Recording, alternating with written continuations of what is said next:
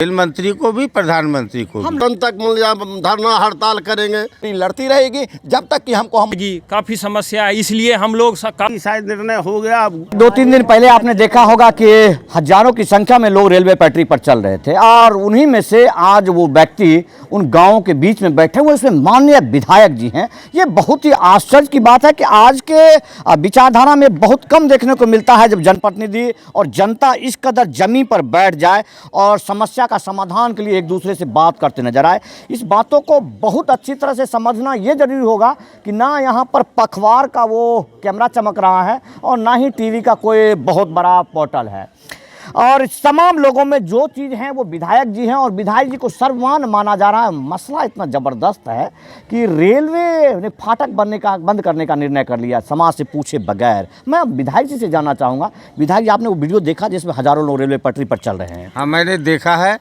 और सबसे बड़ी बात है कि सर्वे का सड़क है, सर्वे के सड़क को अवरोध करने का सरकार का नीति बिल्कुल जन विरोधी नीति है। हम लोग इसके खिलाफ संघर्ष करेंगे, प्रशासन से भी बात करेंगे, जिलाधिकारी को भी पत्राचार करने जा रहे हैं, मंडल रेल प्रबंधक जो उनको भी मैं भी लेटर देने जा रहा हूँ, रेल मंत्री को भी, प्रधानमंत्री को भी। हम लोकतांत्रिक देश में धरना प्रदर्शन अनशन इसका कोई मोल नहीं है कि हम कोर्ट में जाएंगे, जब तक वहाँ जाएंगे तब तक वो हमारा फाटक बंद कर दे, हमसे भाइयों से मिलना बंद कर दे, हमारे पशु मर जाए, हमारे खेत सूख जाए। ये कब तक कैसे बर्दाश्त होगा? ये तो गूंगी बहरी सरकार है, इसको जन समस्या से कोई सरोकार है नहीं, लेकिन हम भी पीछे हटने वाले नहीं हैं। किसी भी परिस्थिति में इस बिना अंडरपास बने रेल गुमटी को बंद नहीं करने देंगे। 38 नंबर ढाला जो कि बेगूसराय जिला अंतर्गत बलिया प्रखंड क्षेत्र में पड़ता है, ये मुझे लगता है कि शायद सुगरन पथ को भी जोड़ती है और बहुत प्रमुख सड़क है। क्या ये 2 प्रखंड को जोड़ने वाली सड़क है और रेलवे के दक्षिण और NH के बीच में जो आबादी बसी हुई है और आधी आबादी रेलवे के उत्तर बसी हुई है और सारा खेत खलियान जो है रेलवे के उत्तर है। आखिर किसानों का ट्रैक्टर कैसे जाएगा, वो ठेला लेकर जो बोझा लाने जाते हैं वो कैसे लाएंगे, सारा काम ठप पड़ जाएगा, लोग का खेत यूं ही पड़ा रह जाएगा। इस पर तो सरकार को ध्यान देना होगा। आप जो सुन रहे हैं वो व्यक्ति हैं माननीय विधायक साहेबपुर कमाल के सत्तानंद सबुद्ध उर्फ लालन यादव। इनके पिता इस क्षेत्र के लगभग 5-6 दशक तक विधायक रहे हैं और इनसे जर्रा से वाकिफ हैं। ये इस क्षेत्र को कोला कहा जाता है। कोला अर्थात पूरे बेगूसराय जिला का लगभग खेती का ज़मीन। उनमें से कुछ जनप्रतिनिधि हैं जो इनके सहयोगी भी हैं। मैं मिलाना चाहूँगा पूर्व मुखिया सोहन यादव जी हैं। क्या लगता है आपको कि आप लोग रोड पर चल रहे थे, ट्रैक पर चल रहे थे, डर नहीं लग रहा था क्या उस दिन? हम लोग संघर्ष में हैं तो डर क्या? हम लोग यहाँ से सदन तक धरना हड़ताल करेंगे, जो भी लड़ाई लड़ना होगा हम एकजुट। कितने दिन से ये संघर्ष जारी है? लगभग 1.5-2 साल से संघर्ष जारी है, लेकिन विधिवत 3 महीना पूरा पत्राचार सारा। देखिए यहाँ पर जितने भी प्रबुद्ध व्यक्ति बैठे हुए हैं, एक बार मैं चाहूँगा कि आप नज़र दौड़ाकर देख लीजिए। तमाम वो लोग हैं, यहाँ पर कोई दल नहीं है, कोई पार्टी नहीं है।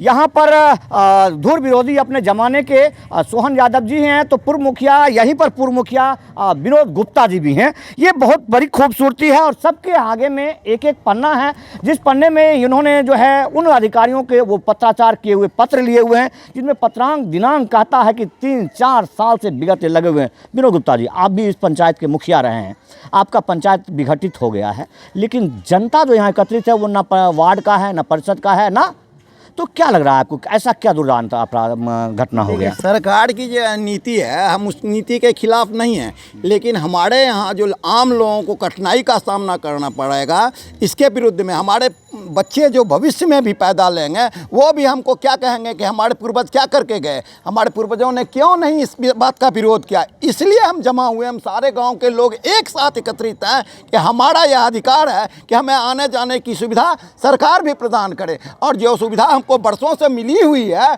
उसको भी बंद किया जा रहा है, जिसके विरोध में हम सारे गाँव के लोग एकत्रित हुए हैं। और यह संघर्ष मेरा बरसों से चल रहा है। विगत 3 वर्षों से हम इस लड़ाई को लड़ रहे हैं सामूहिक रूप से, और यह लड़ाई मेरी लड़ती रहेगी जब तक कि हमको हमारी मांग के अनुसार अंडरपास नहीं दिया जाएगा। हम इस काम को बाधित करते रहेंगे। इसके लिए हमें जो करना होगा उस कार्य को करेंगे। ये वीडियो बहुत इंपॉर्टेंट इसलिए होगा कि मैं आपको राष्ट्रीय जनता दल के विधायक जी से मिलाया तो आप कहेंगे कि वहाँ उपस्थित होने वाले तमाम लोग राष्ट्रीय जनता दल के हैं और चूंकि गांव आदि डोमिनेटेड है तो उसके हिसाब से है। इसलिए मैं यहाँ एक बीजेपी के कार्यकर्ता बैठे हुए हैं, मैं जानता हूँ ये भारतीय जनता पार्टी से संबंध, इनसे मिलाना आपको बहुत ज़रूरी है। आफ्ताब भाई, आप भारतीय जनता पार्टी से संबंध रखते हैं और यहाँ एकत्रित एक मंच पर एक साथ बैठे हुए क्यों? देखिए, हम एक न्यूट्रल व्यक्ति हैं, हम समाज के हित के लिए लड़ाई लड़ते हैं। मामला क्या कैसा न्यूट्रल है, कितनी बड़ी आफत आई है? सबसे पहले तो मैं संतोष जी आपको ये बधाई देना चाहता हूँ, आपका शुक्रगुजार हूँ कि आपने इस बड़ी बलिया के धरती पर हमारे जनता, हमारे समाज के लोगों के दुख दर्द को सुनने के लिए आप बड़ी बलिया तक पधारे। इसके लिए मैं तहे दिल से आपका शुक्रिया अदा करता हूँ।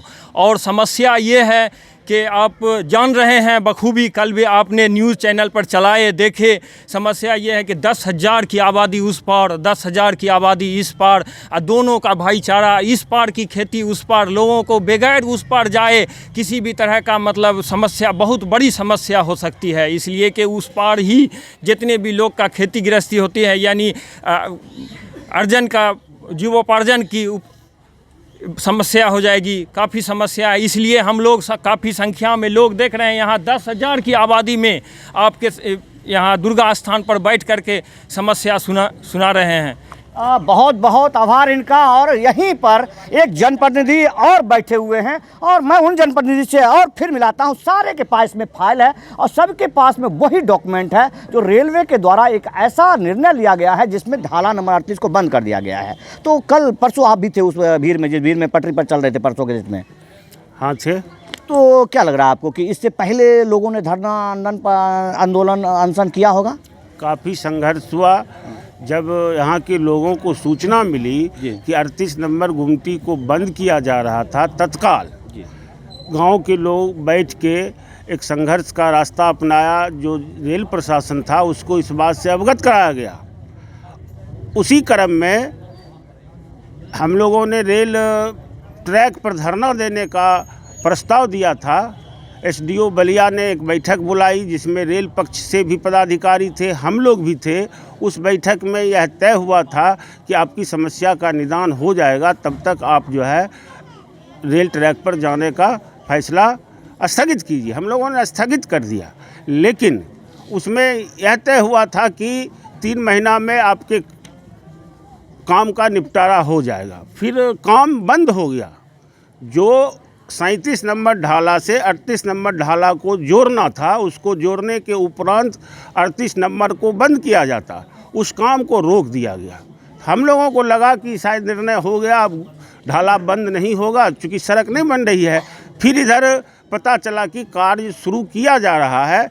जब 37 नंबर को 38 नंबर से जोड़ने का काम 37 नंबर से 38 नंबर के बीच की दूरी कितनी है? कोई 2 किलोमीटर है। 2 किलोमीटर है। अब मैं चाहूँगा कि चूंकि क्लिप लंबा ना हो, यहाँ एकत्रित लोगों को देख लीजिए।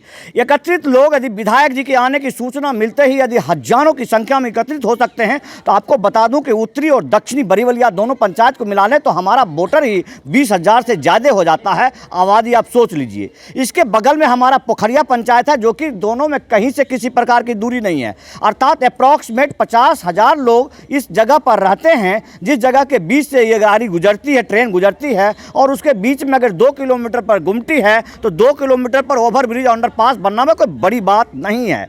अगर सरकार को लगता है इसे बंद करना है तो मुझे लगता है कि माननीय विधायक जी का मैं पूर्ण रूपेण समर्थन करता हूं कि पहले वो अंडरपास ओवरपास बना ले, उसके बाद इस गुमटी को बंद कर दे। इसमें किसी को एतराज नहीं होगा। इस वीडियो को ज़्यादा से ज़्यादा शेयर करें क्योंकि मुझे लगता है कि इसके लिए ना कोई अखबार वाला आएगा ना कोई टीवी वाला आएगा। जन समस्याओं से उनको तो लेना देना है नहीं, ये मूल जन समस्या है। जय हिंद, वंदे मातरम।